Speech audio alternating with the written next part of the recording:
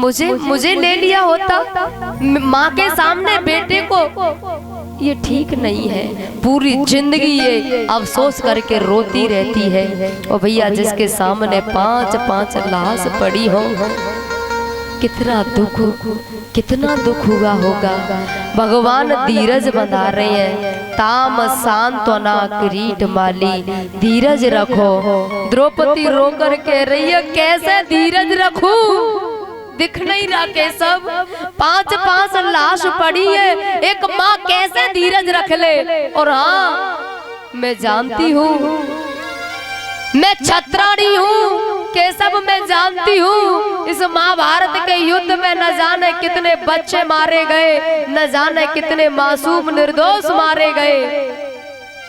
लेकिन सबसे ज्यादा दुख इस बात का है कि मेरे बच्चों को सोते हुए को क्यों काटा। अरे जगा देता, जिसने भी काटा मारा वो जगा करके मार देता, तो कम से कम मरते समय मेरे बच्चे तुम्हारा नाम तो ले लेते, और तुम्हारा नाम लेते तो उनका उद्धार हो जाता। केशव मेरे बच्चों को सोते हुए क्यों काटा। और तुम हालत देख रहे हो, सिर गायब है, धड़ पड़े हैं और शीश गायब, ये माँ कैसे धीरज रखे। बोलो केशव कोई ऐसा उपाय है जो इस माँ को धीरज बंधा सके। मैं जानता हूँ द्रौपदी, माँ के सामने बच्चों का जाना इससे बड़ा दुख माँ के लिए कोई नहीं है। धन चला जाए वो मेहनत मजदूरी करके कमा लेगी, लेकिन माँ के सामने बेटा चला जाए तो वो जिंदगी भर रोती रहती है। कि मैं जानता हूँ द्रौपदी, लेकिन तू तो छत्राणी है ना, तू छत्राणी है, धीरज रख।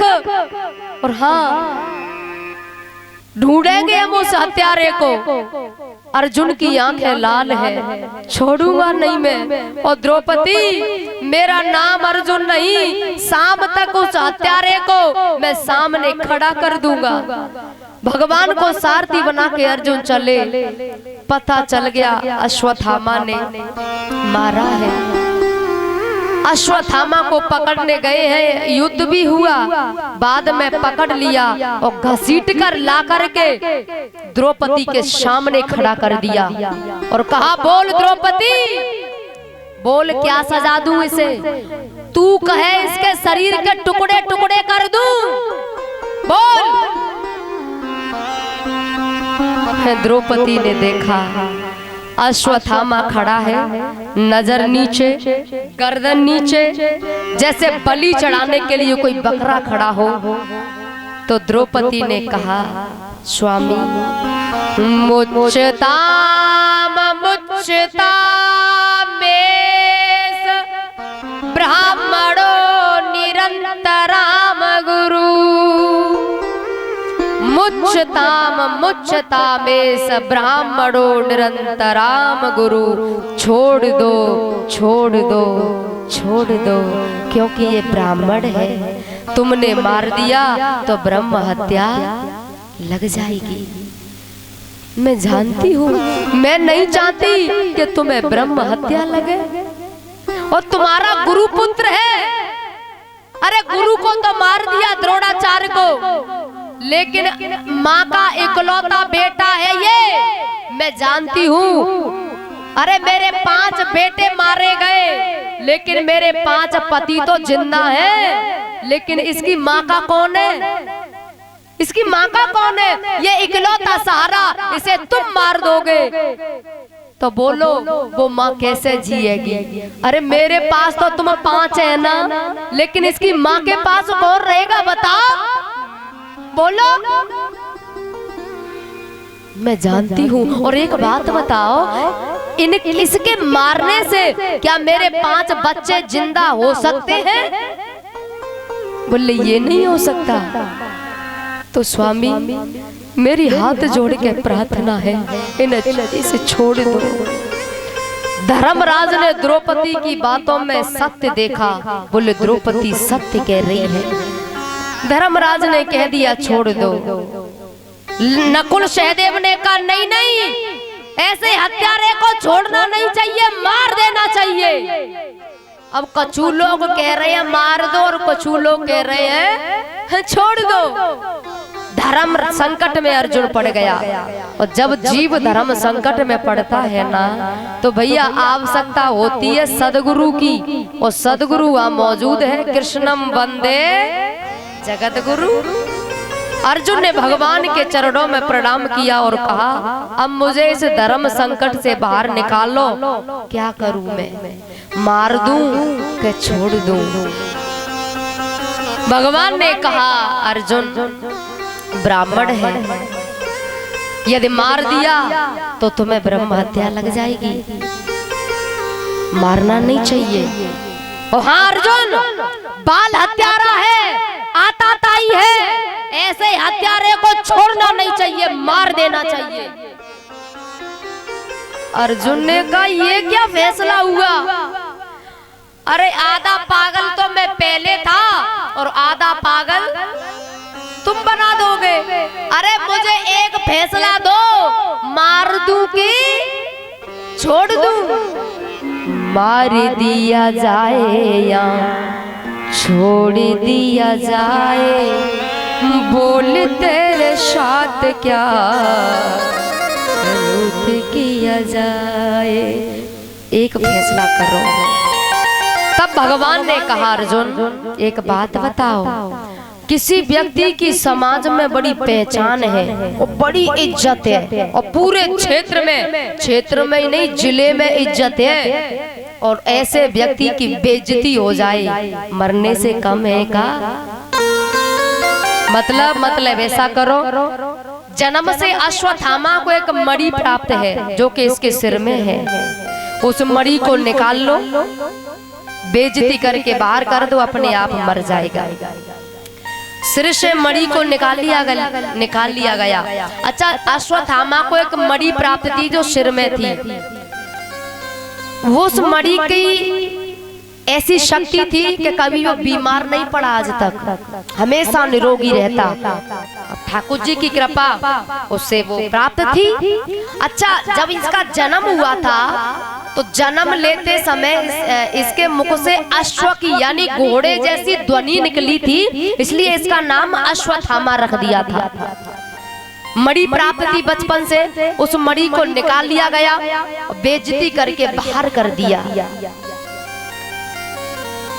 इधर रणभूमि में दुर्योधन रो रहा है। गांधारी आई, गांधारी के चरणों में प्रणाम किया। गांधारी ने कहा, बेटा कितनी बार समझाया था तुझे?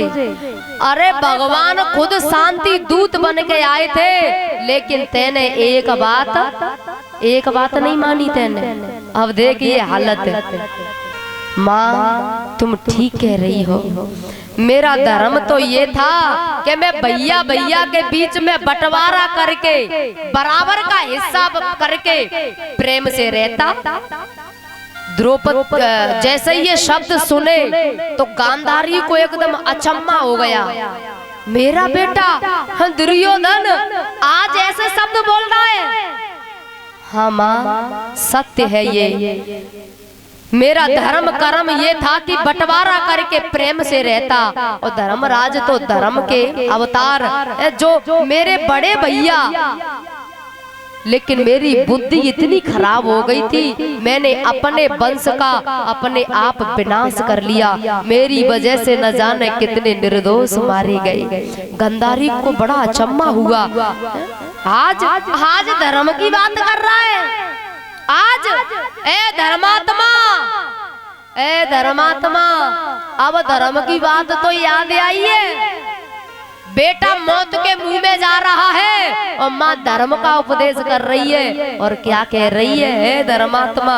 सुन कि आई तो याद धर्म की अंत समय पे आई, और यही याद पहले आए जाती होती नहीं लड़ाई।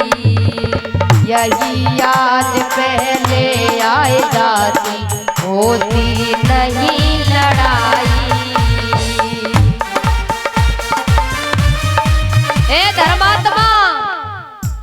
अब धर्म की बात कर रहा है।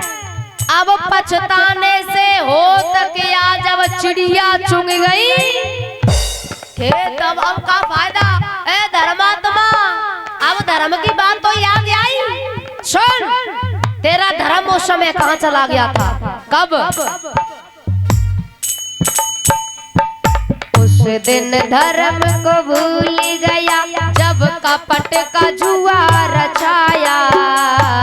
उस दिन धर्म को भूल कपट का जुआ रचाया और छल के फांसे फेंक पांडवन बन बन में भटकाया।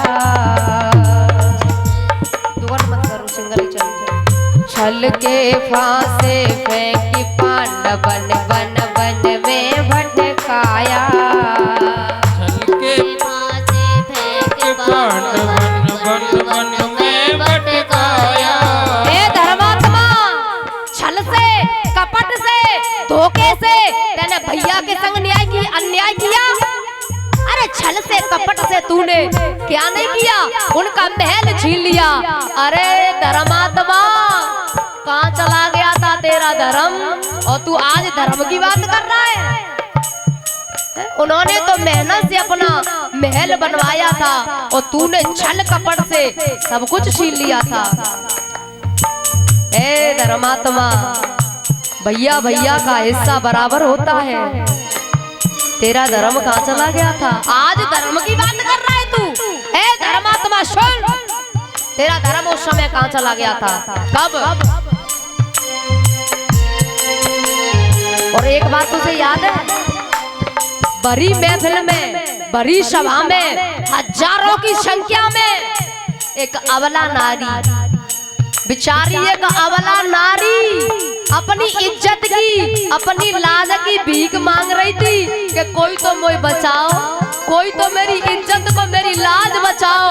अरे मैं इस खानदान की मैं इस कुल की लाज हूँ। लेकिन तूने क्या कहा था कि नगन करके मेरी जंगा पे बिठा दो। आज धर्म की बात कर रहा है। ए धर्मात्मा नारी द्रौपदी को दुशासन जब भरी सभा में लाया। नारी द्रौपदी को दुशासन जब भरी सभा में लाया। ओ दुर्योधन नीचा देना धर्म याद नहीं आया। ओ दुर्योधन नीच देना धर्म याद नहीं आया। सबसे बड़ा अधर्म तूने उस समय किया जब एक अबला नारी को तूने सताया और बेचारी हाथ जोड़ के भीख मांग रही थी। अरे सभा में तो मैं भी बैठी थी लेकिन तेरे डर के मारे मैं भी कछु बोली नहीं थी कि तू कहूँ बहुत बड़ा अन्याय न कर दे। और बेचारी वो भीख मांग रही थी। बड़े बड़े छत्री बड़े बड़े योद्धा बैठे और उनसे वो अपनी इज्जत की लाज की भीख मांग रही थी, कोई तो मुझे बचाओ। अरे क्या इस सभा में कोई ऐसा वीर नहीं? पितामह आपको तो लड़ने की जरूरत नहीं है, बस उंगली ऊपर करके खड़े है जाओ। हिम्मत नहीं है किसी की, भगवान की भी हिम्मत नहीं है। वैसे मुझे तुलना नहीं करनी चाहिए लेकिन भगवान भी तुम्हारे सामने टिक नहीं पाते। तो ये दुर्योधन होता कौन है? लेकिन बेचारी अबला नारी रोती रही बिलखती रही। वो तो परमात्मा ने उसकी लाज रखी। ए धर्मात्मा तेरे अंदर से एक बार तेरी आत्मा ने तुझे झकझोरा नहीं था? आज तू धर्म की बात कर रहा है। ओ दुर्योधन नीचा देना धर्म याद नहीं आया। ओ दुर्योधन नीच देना धर्म याद नहीं आया। उस समय उस अबला की स्थिति कैसी थी लेकिन तू माना नहीं था। रजस्वला नारी की साड़ी बीच सभा की छवाई। रजस्वला नारी की साड़ी बीच सभा की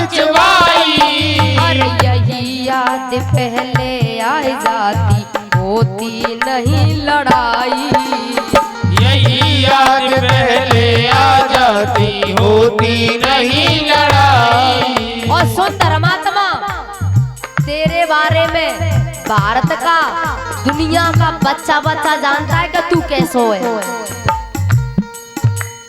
कितना है तू धर्म पुजारी जाने रहा जग सारा।